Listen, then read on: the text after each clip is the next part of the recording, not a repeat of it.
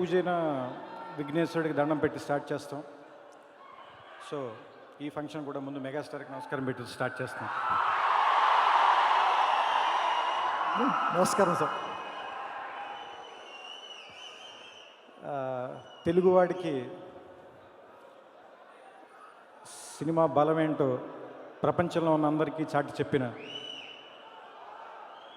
చిరంజీవి గారికి మనందరి తరఫున మనస్ఫూర్తిగా ఇన్ని సంవత్సరాలు మనందరికీ ఆనందం పంచి ఇంకా ఎన్నో సంవత్సరాలు ఆనందం పంచాలని వారి కుటుంబం నుంచి మనకు పవర్ స్టార్ని ఇచ్చారు. ఇంకా సరిపోలేదన్నాం, మనం మెగా పవర్ స్టార్ని ఇచ్చారు.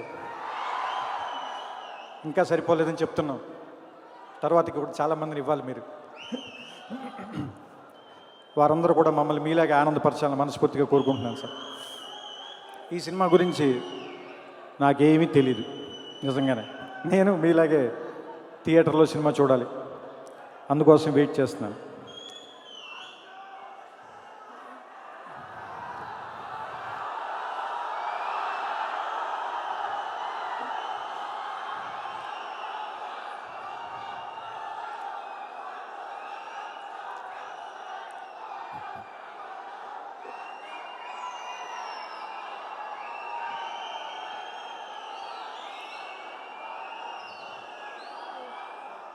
వేళ్ళు కాళ్ళే నడిచే మనిషే చెట్టు అన్నారు గుంటూరు శేషేంద్ర శర్మ. అలాగే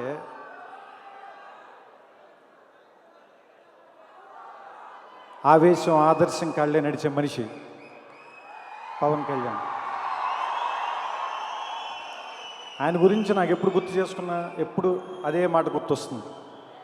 అంతా కలిపి నేను పిడికెడు మట్టే కావచ్చు, కానీ ఒక్కసారి తలకెత్తి చూస్తే ఒక దేశం జెండాకున్నంత పొగరు నాకుంది అని.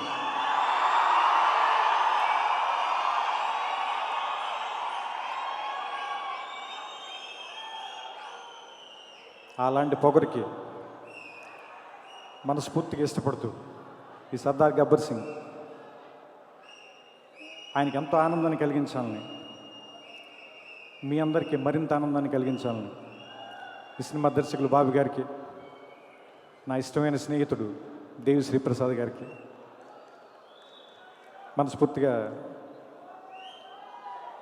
కృతజ్ఞతలు చెప్తున్నాను. ఎందుకంటే నేను సెట్లో 1-2 సార్లు వెళ్ళినప్పుడు బాబు గారితో అస్సలు మాట్లాడడం కూడా కుదరలేదు. ఎందుకంటే ఆయన పరిగెడుతూనే ఉన్నారు కెమెరా వెనకాల. అందుకని ఆయనకి మాట్లాడే తీరిక కూడా లేకుండా పరిగెడుతున్నారు ఆయన. సో సినిమా రిలీజ్ అయిన తర్వాత, సక్సెస్ మీట్లు అన్నీ అయిపోయిన తర్వాత, రికార్డ్ కలెక్షన్స్ అన్ని లెక్క పెట్టేసుకున్న తర్వాత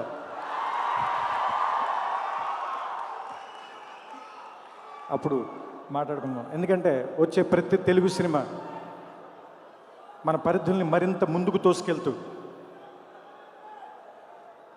మన తాలూకు సైజుని మరింత, విస్తృతిని మరింత పెంచుతూ ఇంకా ఇంకా ముందుకెళ్ళాలని, భారతీయ చిత్ర పరిశ్రమ మొత్తం ఒకటి కావాలని, అది ఈ సినిమాతో జరగాలని కోరుకుంటూ అందరికీ నమస్కారం. Thank you.